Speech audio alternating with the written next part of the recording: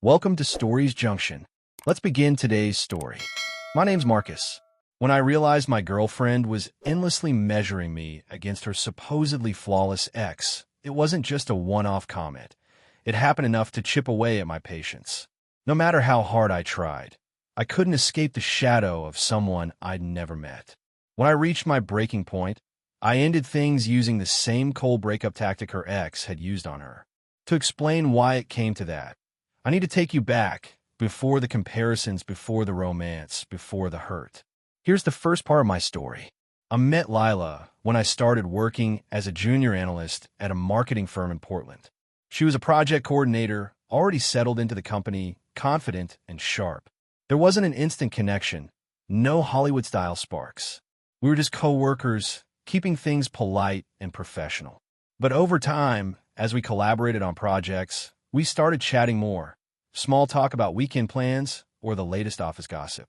Those brief exchanges began to build a quiet friendship, the kind that grows naturally, without forcing it. I found myself looking forward to our coffee break banter or the quick debriefs after meetings. As months passed, Lila started sharing more personal details. She dropped bits about her life outside work, and I could tell she trusted me. Eventually, she opened up about her long-term relationship with her boyfriend, Jace. From her stories, it sounded like a picture-perfect romance on the surface. Grand gestures, shared dreams, but beneath it, things were unraveling. She'd mentioned fights, miscommunications, and moments of doubt, but always with a tone that suggested she wasn't ready to let go. I didn't push her or offer unsolicited advice. I learned the hard way that when someone's heart is still tethered to someone else, no amount of logic will cut the rope. So, I listened, letting her vent without judgment, figuring she just needed a safe space to process. Then one morning, Lila showed up at the office looking like she'd barely slept. Her eyes were puffy, her usual energy drained. During a quiet moment, she pulled me aside and told me Jace had ended things. He'd done it through a text, sent at 5:30 a.m. She showed me the message. "This isn't working. I hope you find what you're looking for." The words were clipped, impersonal, and they'd clearly gutted her. I didn't know what to say. How do you comfort someone in that kind of raw pain? I mumbled something about her deserving better, that a text like that didn't define her. I even tossed in a lame joke to lighten the mood, saying she'd laugh about this someday when she was thriving. She gave a faint smile, but I could tell the wound was still fresh. In the weeks that followed, Lila leaned on me more. She'd linger after work to talk, or we'd grab a quick bite at the deli across the street. I was single, so I didn't mind being there for her. But I was cautious. She was reeling from a serious breakup, and I knew people in that state can be vulnerable, their emotions all over the place.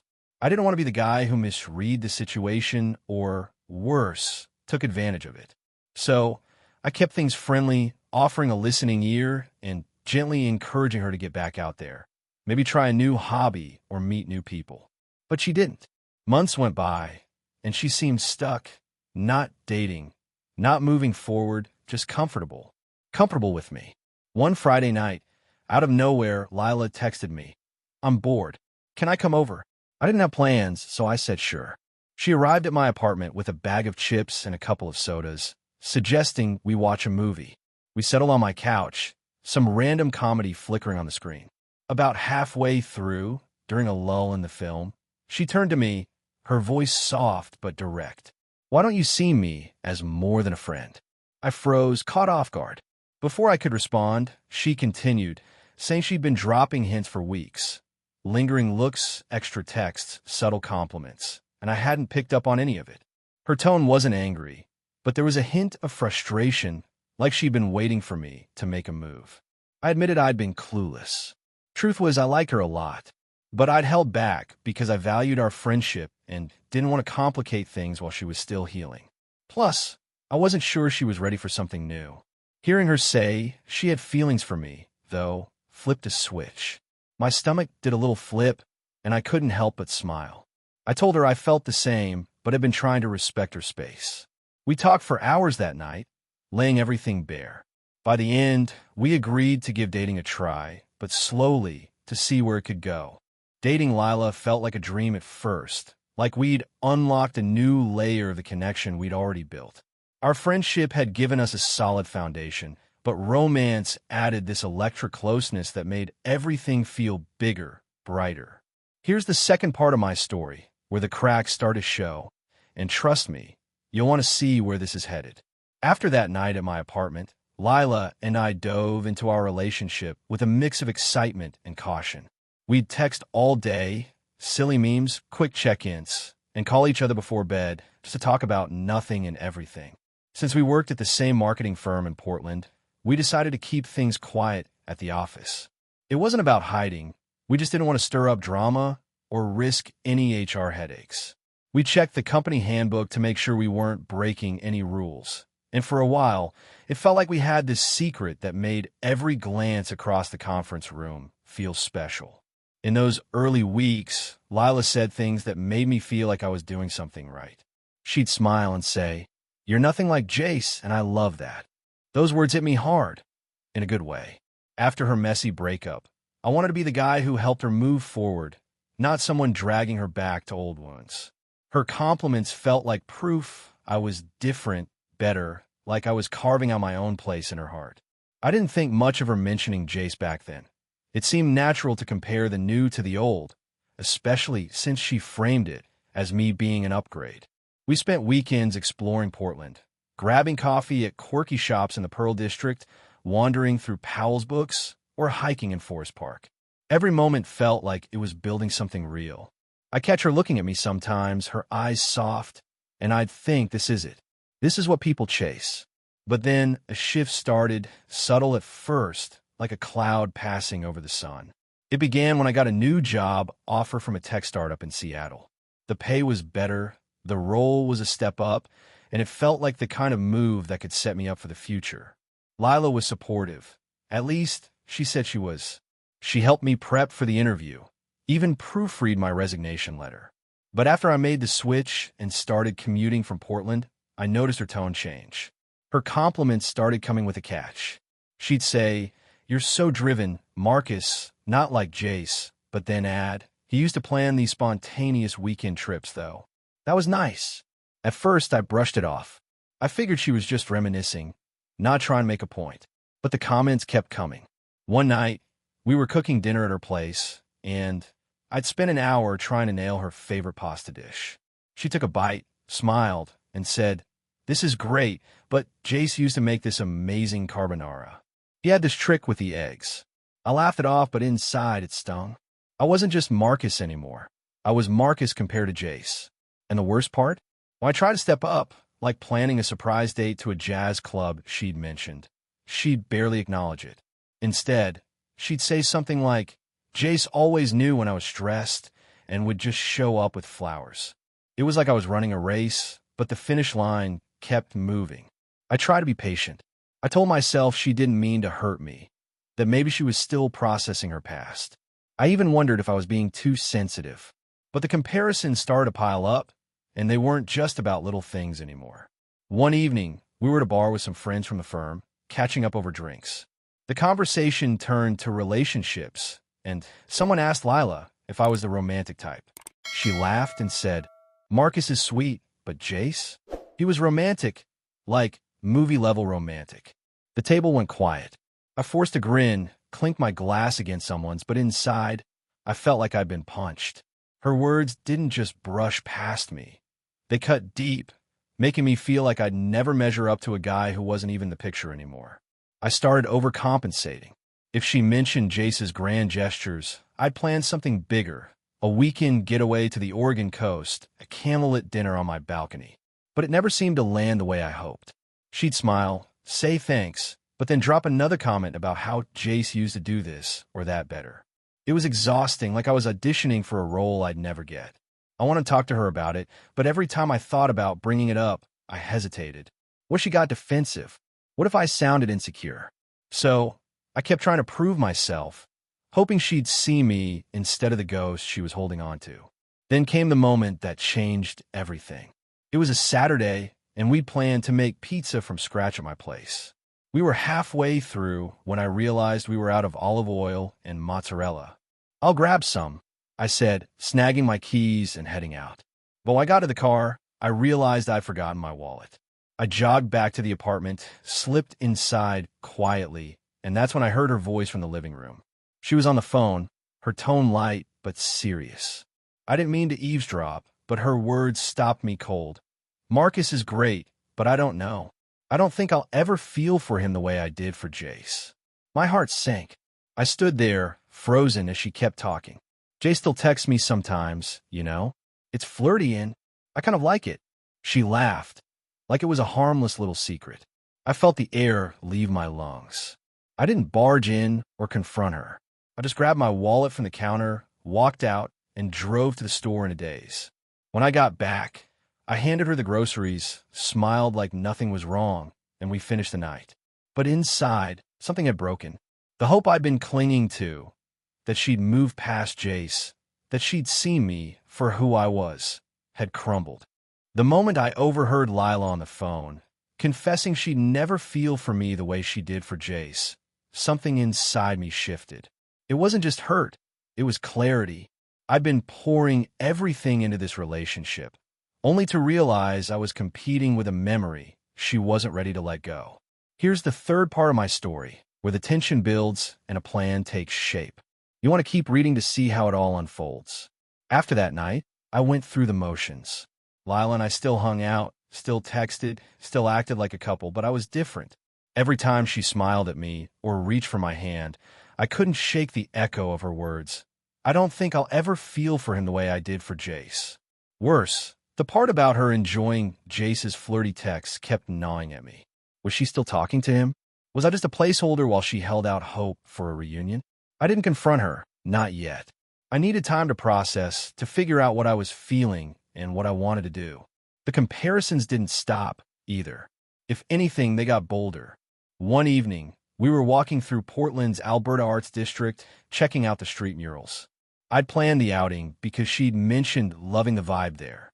But as we stopped at a coffee shop, she sighed and said, "Jace used to take me to galleries all the time. He'd always know the perfect thing to say about the art." I nodded, biting back the urge to ask why she couldn't just enjoy the moment with me. It wasn't about the galleries or the coffee or even Jace. It was about her inability to see me without measuring me against him. I started to feel like I was drowning in her past, and no amount of effort could pull me out. I tried talking to her once, carefully. We were at my place, watching the rain streak down the windows, and I said, "Hey, I've noticed you bring up Jace a lot." It started to feel like I'm always being compared. I kept my tone light, hoping she'd hear me out. But her face tightened, and she said, "I'm just being honest, Marcus. I didn't mean to make you feel bad."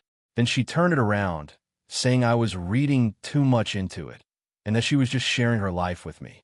I dropped it, but her defensiveness stuck with me. It wasn't just that she wouldn't stop comparing, it was that she didn't see anything wrong with it. I started pulling back, not out of spite, but self-preservation. I'd still show up for dates, but I wasn't as quick to text back, wasn't as eager to plan big gestures. Lila noticed. She'd ask if I was okay, if work was stressing me out. I'd say I was fine, but the truth was I was exhausted. Exhausted from trying to be enough, from feeling like I was auditioning for a role I'd never win. I started wondering if I should end things, but the thought of breaking up felt heavy.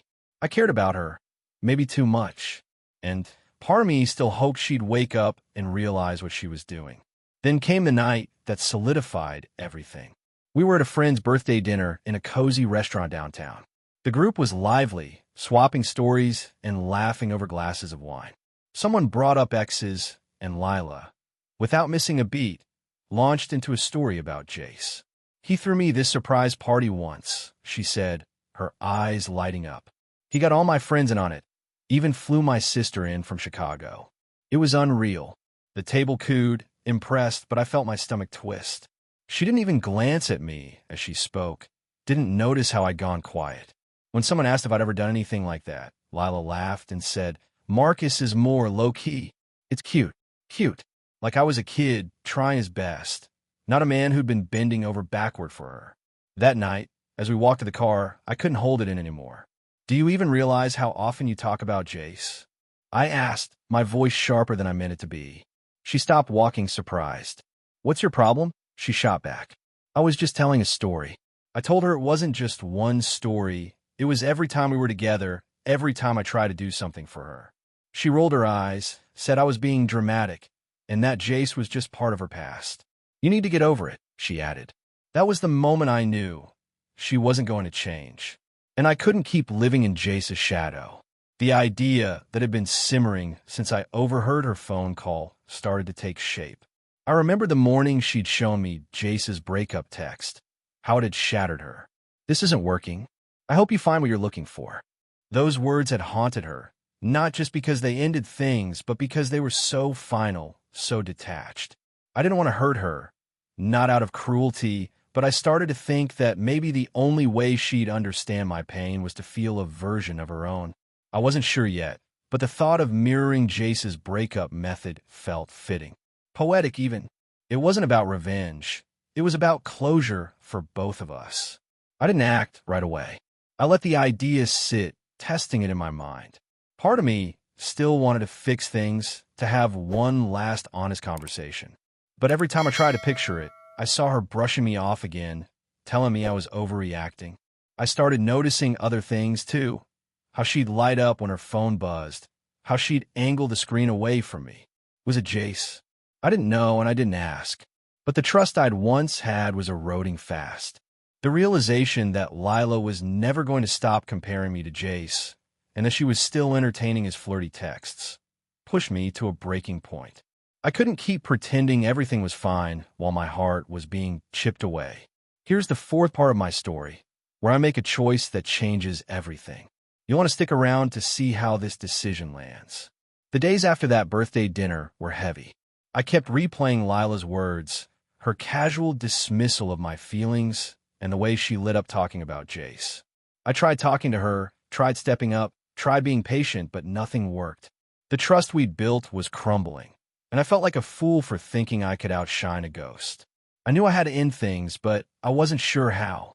A face-to-face breakup felt too raw, too likely to turn into another argument where she'd call me dramatic.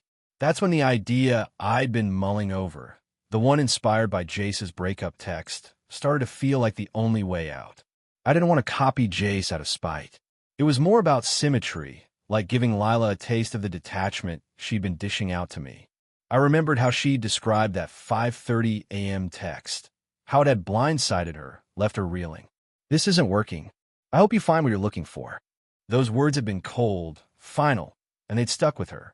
Maybe, I thought, sending her the same message would make her see what she'd been doing to me, how her constant comparisons and lingering feelings for Jace had pushed me away.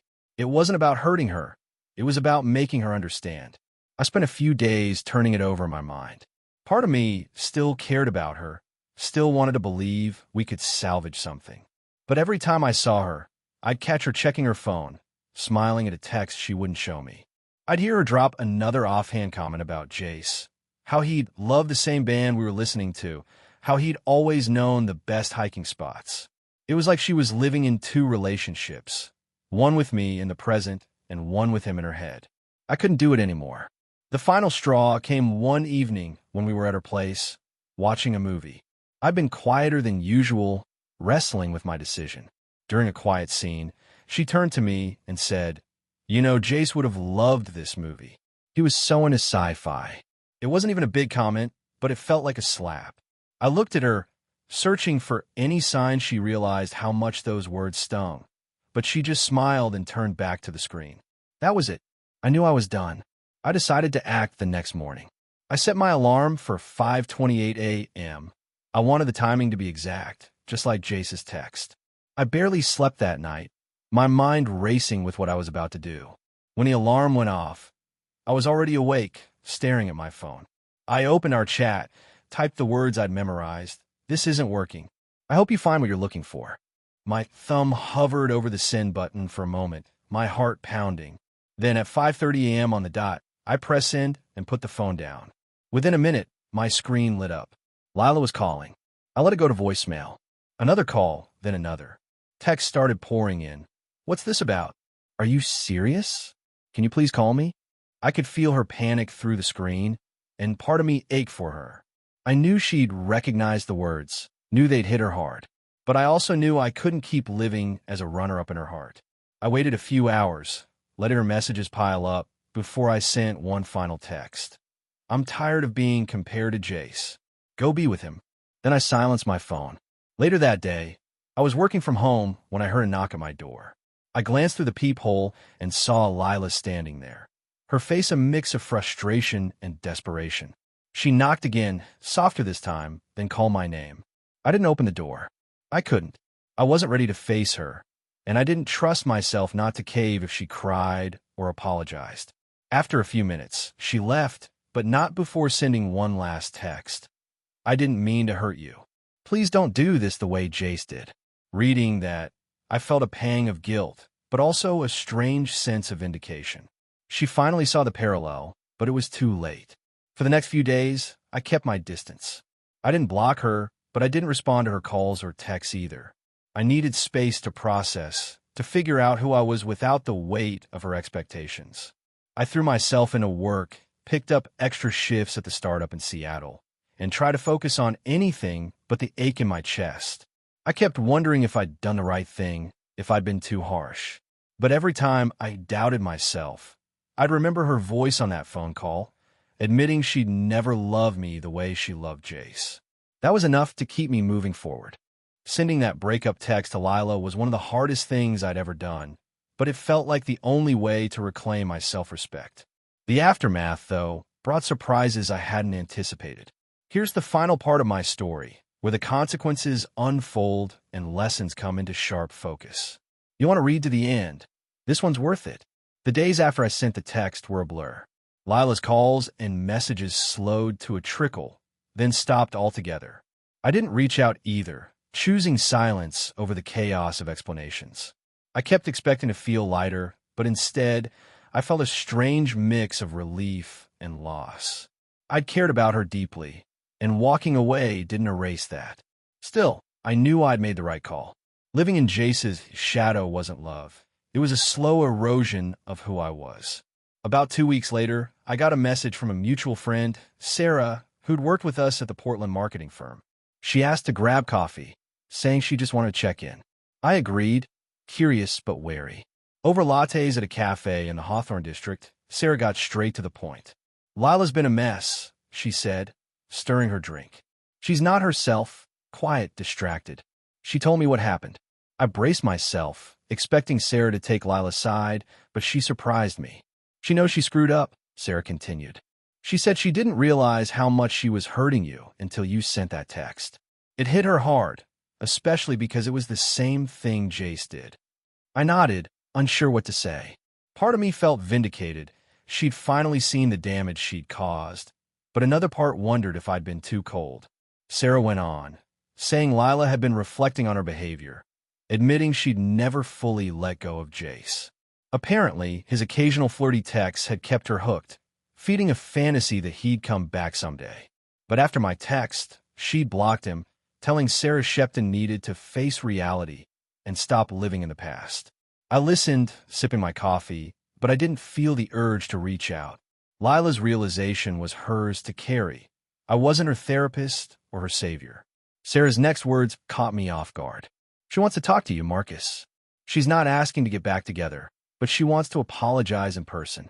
I leaned back, processing. The idea of seeing Lila again stirred up a knot of emotions. Anger, sadness, maybe even a flicker of hope. But I shook my head. I'm not ready, I said. Maybe someday, but not now. Sarah nodded, respecting my choice, and we moved on to lighter topics. Driving home, I felt a weight lift. Saying no to that meeting was me choosing myself, maybe for the first time in a long while. Over the next few months, I focused on rebuilding. I dove into my job at the Seattle startup, started running again, and reconnected with friends I'd neglected. I even went on a few dates, though nothing serious. The sting of Lila's comparisons faded, replaced by a quiet confidence that I was enough, just as I was. I heard through the grapevine that Lila had left the marketing firm and moved to San Francisco for a fresh start. I hoped she was finding her way, but I didn't check up on her. Some chapters are better left closed. Looking back, I've learned a few things I want to share because they're bigger than just my story. First, You can't love someone into letting go of their past. If they're not over their ex, no amount of effort on your part will fix that. They have to do the work themselves. Second, comparisons in a relationship aren't just annoying, they're destructive. When someone constantly measures you against someone else, they're not seeing you. They're seeing a checklist. That's not love, it's unfair. Third, communication only works if both people are willing to listen. I tried to tell Lila how I felt, but she dismissed me. That taught me to value partners who hear me out, even when it's hard. Finally, walking away isn't failure, it's strength. Ending things with Lila wasn't about giving up. It was about recognizing that I deserved better than a half-hearted love. Choosing to send that text, as tough as it was my way of saying I wouldn't settle for being second best. It wasn't perfect, and maybe it was a little petty, but it was honest. And sometimes, honesty is the only way to set yourself free. So that's my story. I'm curious, what do you think? Would you have handled it differently? Could you stay in a relationship where you're always compared to someone else? Drop your thoughts below. I'd love to hear them. If this resonated with you, share it with someone who might need to hear it. Thanks for sticking with me to the end.